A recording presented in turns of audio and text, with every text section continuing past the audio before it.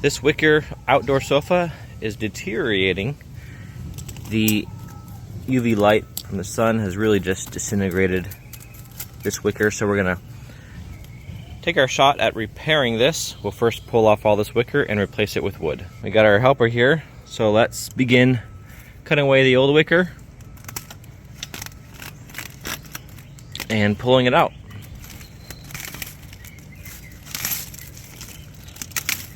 Thanks, Saya, for your help. I also tried this tool, but with little success. I found that a metal cutoff wheel is very effective removing this old wicker.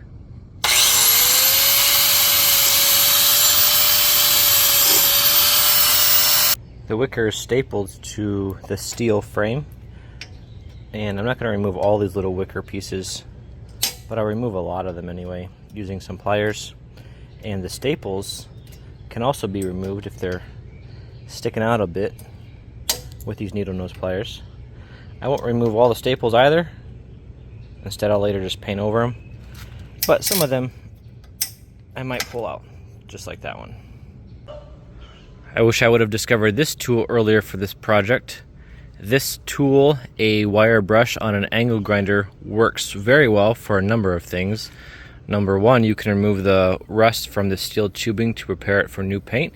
That was my original purpose. Also though, it can quickly remove these wicker pieces from underneath the staples. And lastly, you can even go at things like this. The wicker, instead of using a cutting wheel, just use this to start removing all the wicker from the steel tubing.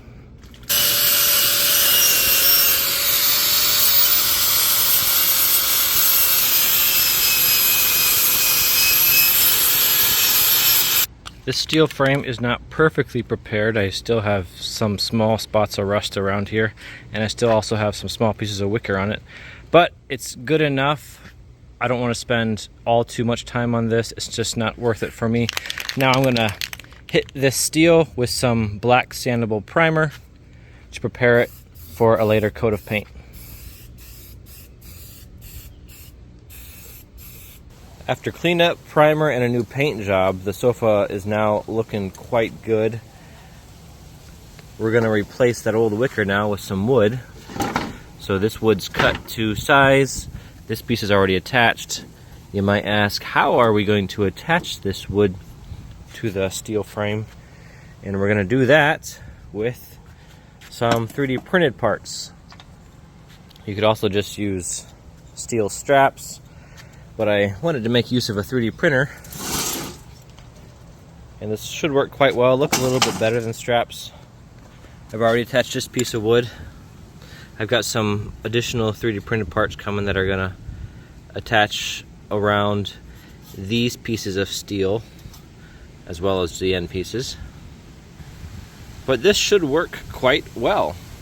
I got my helpers here, and we're now attaching the back of the sofa, the wood to the steel, using more of our brackets. Help Daddy, push the trigger. There you go. Good job. I do need to 3D print some additional brackets. In the meantime, I'm going to give this one coat of black spray paint. This project is moving along quite well. Most of the wood slats are attached to the steel frame. I have to finish up this area now for the footrest. I've received from my 3D printer the new brackets, and they attach as you see here.